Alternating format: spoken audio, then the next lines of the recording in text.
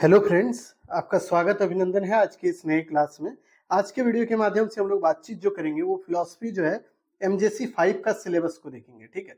दूसरी बात आपको बताते चलिए कि सेमेस्टर 4 में जो भी बच्चे हैं 2023 से 27 हो या फिर उसके बाद भी आप देखिएगा 2024 से 28 हो या 25 से 29 हो, कोई भी सेमेस्टर के आप बच्चे हैं, कोई भी सेशन के हैं, आपके लिए बहुत इंपॉर्टेंट ये है कि ये एमजेसी 5 के साथ साथ MIC 5 का भी ये सिलेबस है। ठीक है। तो इस बात को ध्यान में रखिएगा, इसके जो भी टॉपिक हम आपको पढ़ाएंगे ना, MIC और MGC दोनों में ही काम आ जाएगा। ठीक। तो चलिए शुरू करते हैं चीजों को। नए हैं तो चैनल को सब्सक्राइब कीजिएगा, दोस्त यार में शेयर कीजिएगा। थोड़ा सिलेबस बड़ा है, इसको थोड़ा अंत तक अच्छे से देखते रहिएगा। ठीक है। तो चलिए पहला टॉपिक इसमें जो है वो देखिए, ये जो सिलेबस है MGC 5 का, इसका नाम रखा गया पाश्चात्य दर्शन, यानी पश्चिमी देशों का दर्शन पे क्या विचार था उसके बारे में। जैसे कि आपने पढ़ा होगा भारतीय दर्शन, उसमें भारत के दर्शन शास्त्र से रिलेटेड, यानी भारतीय दर्शन शास्त्र से संबंधित चीजों को आपने पढ़ा होगा, जैसे न्याय दर्शन, फिर आपने पढ़ा होगा पतंजलि का जो है दर्शन, उसके बाद आपने योग दर्शन पढ़ा, उसी तरह आपने वैशेषिक दर्शन को पढ़ा। तो ये सब दर्शन आपने पढ़ा था भारतीय दर्शन को लेकर। अब देखिए ये है पश्चिमी देशों का, यानी कि यूरोपियन कंट्री के देश में कौन कौन से दर्शन की जो है चीजें उपलब्ध थी या प्रचलित थी, उसको यहाँ पे पढ़ना होगा। जैसे देखिए यूनिट 1 में पढ़िएगा ग्रीक दर्शन के बारे में, यानी ग्रीक देश में कौन कौन सा दर्शन चल रहा था, कौन कौन से वो महत्वपूर्ण दर्शन शास्त्र से रिलेटेड व्यक्ति हैं, यानी दार्शनिक हैं, उनके बारे में आपको जानना होगा। जैसे पहला है प्लेटो, प्लेटो के बारे में, और दूसरा अरस्तु, ये दोनों के विचार को जानना होगा। दर्शन से संबंधित इनका क्या विचार है, क्या फिलॉसफी है, उसको समझना होगा। जैसे प्लेटो दिया था विचार का सिद्धांत, idea of theory of idea का, तो उसको समझिएगा। फिर पदार्थ, मैटर के बारे में इसने क्या बताया था प्लेटो ने, उसके बारे में आपको बताएंगे। दूसरा अरस्तु, इन्होंने कारणीय संबंध के बारे में बताया था, द्रव्य और आकार के बारे में बताया था। ये दोनों टॉपिक यूनिट 1 का पार्ट था। अब देखिए यूनिट 2 भी आपको पढ़ना होगा। यूनिट 2 थोड़ा बड़ा है। ठीक है। इसमें 4-5 दार्शनिक के बारे में पढ़िएगा और उनके अलग अलग थॉट्स हैं, अलग अलग विचार हैं, अलग अलग सेगमेंट में बटे हुए हैं, उनको समझना होगा। ठीक है। तो देखिए आधुनिक पाश्चात्य दर्शन इसका नाम रखा गया है, यानी आधुनिक युग के जो पाश्चात्य देशों में दार्शनिक हुए ना, उनके बारे में यहाँ पे पढ़ना होगा। जैसे बुद्धिवाद उसको बोलते हैं। ठीक है। तो उसमें कौन हुए, तो देखिए डेस्कार्टेस, ये नाम है किसका, दार्शनिक का, ये विद्वान है। क्या है, डेस्कार्टेस जो है विद्वान है। अब इनके बारे में आपको समझना होगा, इनके द्वारा ज्ञान मीमांसा के बारे में क्या क्या बताया गया, इन्होंने ज्ञान के स्रोत किसको माना है, यानी आपको बोलेगा डेस्कार्टेस के द्वारा ज्ञान का स्रोत किसको बोला गया है या कैसे बताया गया है, ज्ञान के स्रोत के बारे में उन्होंने क्या डिफिनेशन दिया है, उसको यहाँ पे पढ़ना होगा। उसके बाद देखिए डेस्कार्टेस की विधि क्या होती है, यानी इसका जो मेथड है उसको आपको पढ़ना होगा। तो ये डेस्कार्टेस के बारे में पहला पार्ट है, ज्ञान मीमांसा। उसके बाद देखिए तत्व मीमांसा, यानी इनका दूसरा पार्ट ए और बी, देखिए जो कैपिटल है, ये पार्ट 1 और पार्ट बी को बताता है। ठीक है। तो इस बात को ध्यान में रखिएगा कि डेस्कार्टेस का ज्ञान तत्व मीमांसा से रिलेटेड क्या थ्योरी था, उसको अब देखना होगा। इसमें उन्होंने आत्मा के बारे में क्या बताया डेस्कार्टेस ने, उसके बाद पूर्ण पदार्थ या भगवान के बारे में क्या बताया उन्होंने, उसको पढ़ना होगा।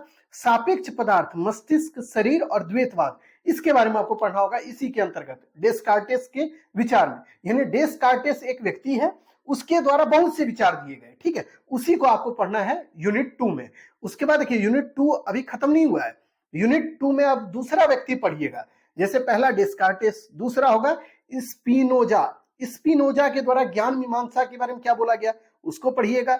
उसके बाद ज्यामितीय विधि के बारे में उन्होंने क्या बताया, जियोमेट्रिकल जो मेथड होता है उसके बारे में उनका क्या कंसेप्ट है स्पिनोजा का, उसको आप पढ़िएगा।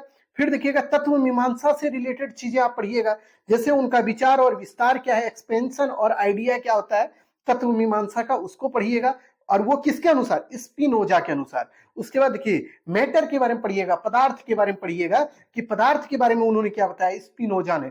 यानी देखिए यही व्यक्ति है जिसके संबंध में आप इन चीजों को पढ़ेंगे इसमें। ठीक है। अब देखिए अगला जो टॉपिक है उसी में देखिएगा लाइबनिज है। ठीक है, लाइबनिज, इसके बारे में भी आपको पढ़ना होगा। इसमें आप पढ़िएगा ज्ञान मीमांसा के बारे में, लाइबनिज का ज्ञान से संबंधित सिद्धांत क्या क्या है उसको आप यहाँ पे पढ़िएगा। उसके बाद के तत्व मीमांसा में इनके सिद्धांत क्या है, जैसे मोनाड का सिद्धांत क्या है, पूर्व स्थापित सामंजस्य क्या होता है, इसके बारे में लाइबनिज क्या बताते हैं नहीं बताते हैं उसको पढ़िए। यानी आप कुल मिलाकर समझिए ना, ये जो पूरा टॉपिक है इसमें केवल और केवल आपको दार्शनिक के बारे में पढ़ना है, उनका जो थ्योरी दिया गया है उनके द्वारा उसको एकदम बढ़िया से आपको कंसाइज फॉर्म में समझना पड़ेगा।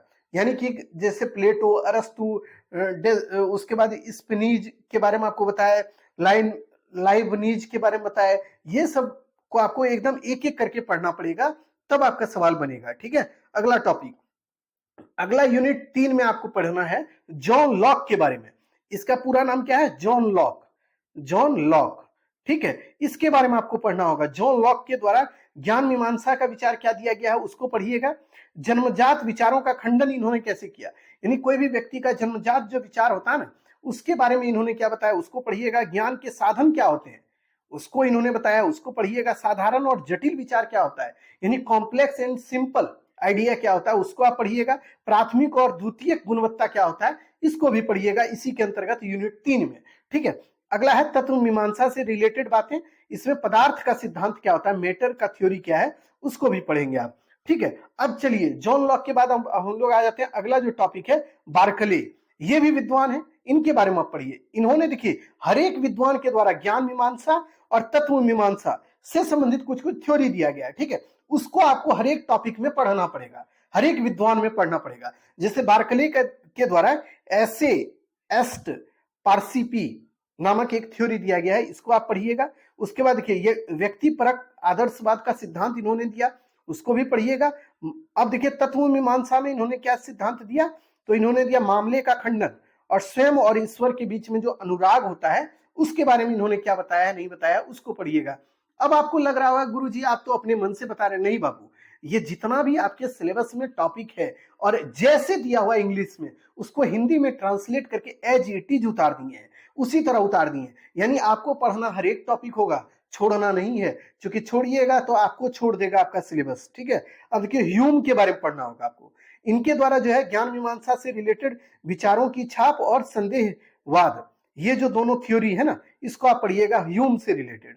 उसके बाद देखिए तत्व मीमांसा में इन्होंने कारणवाद का सिद्धांत जो दिया है उसको आप पढ़िएगा। ह्यूम का सिद्धांत जो है तत्व मीमांसा से रिलेटेड उसको आप पढ़िएगा। यानी कि आप देखिए बार्कले है, ह्यूम है, प्लेटो है, अरस्तु है, ये सबको, जॉन लॉक है, सबको आपको पढ़ना पड़ेगा और सबके सिद्धांत को एक एक करके एकदम एक्सप्लेनेशन के साथ आपको दिमाग में सेट करना होगा। यानी एक एक वीडियो भी बनाएंगे ना तो इसमें 12 से 15 वीडियो बनेगा लॉन्ग एकदम, यानी एक एक घंटे का, 40-40 मिनट का।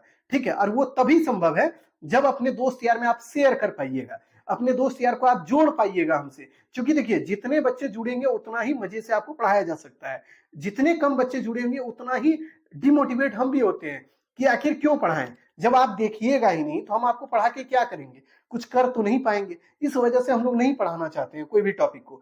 और आपसे विनम्र निवेदन है कि आप कम से कम अपने दोस्त यार को शेयर कर दीजिए, ताकि वो हमसे जुड़ जाएंगे तो हम उनको पढ़ा पाएंगे। ठीक है, उनको भी बेनिफिट इसका हो पाएगा। ठीक, अगला है जो यूनिट 4 है अंतिम, कांट के बारे में आप पढ़िएगा। तो देखिए तर्कवाद और अनुभववाद का सामंजस्य के बारे में कांट क्या बोलते हैं उसको पढ़ेंगे आप। ये भी एक जो है ना विद्वान है, दार्शनिक है कांट, इमेनुअल कांट इनका नाम है। ठीक है, उसके बाद देखिए संश्लेषित निर्णय की संभावना क्या होती है उसको पढ़िएगा। घटनाएं और नोमेना क्या होता है उसको पढ़िएगा। यानी इसमें भी 3 टॉपिक पढ़िएगा। अब रहता है कि आपका बहुत ज्यादा कमेंट होता है कि गुरुजी अब इसका पीडीएफ कहाँ दीजिएगा, तो टेलीग्राम आप जाइए, टेलीग्राम पर सारा पीडीएफ अवेलेबल होता है, फ्री ऑफ कॉस्ट मिलता है, वहां पे आप ले लीजिएगा। अब देखिए बहुत से बच्चों का यह भी कमेंट रहता है कि कुछ भी मतलब पूछने से रिलेटेड हो सकता है, आप कमेंट कीजिए और हम उसका जवाब नहीं दे पाते होंगे। क्यों कि देखिए बहुत से बच्चे कमेंट करते हैं और सबका जवाब देना तो हमारे बस की बात है नहीं, क्योंकि एक बार में 200-300 कमेंट आ जाता है तो उतना जवाब तो नहीं दे पाएंगे। तो इस वजह से आप हमको इंस्टाग्राम पे भी मैसेज कर सकते हैं। इंस्टाग्राम का जो है लिंक डिस्क्रिप्शन में डाल देंगे, वहां से इंस्टाग्राम को आप ज्वाइन कीजिए, वहां से आप हमको मैसेज कीजिए, वहां जरूर हम आपके जवाब देंगे। जो भी आप सवाल पूछिएगा उसका जवाब हम देते हैं और देंगे भी। ठीक है, लेकिन अगर वीडियो अच्छा लगता है तो दोस्त यार में शेयर करके प्यार बहुत ज्यादा दीजिए, ताकि उनको भी बेनिफिट हो और आपको भी बेनिफिट हो और हम भी आपके लिए काम कर सके। ठीक है, तो आज के लिए इतना ही बच्चों, एक नई क्लास में फिर से आपसे रूबरू होंगे, तब तक के लिए धन्यवाद बच्चों।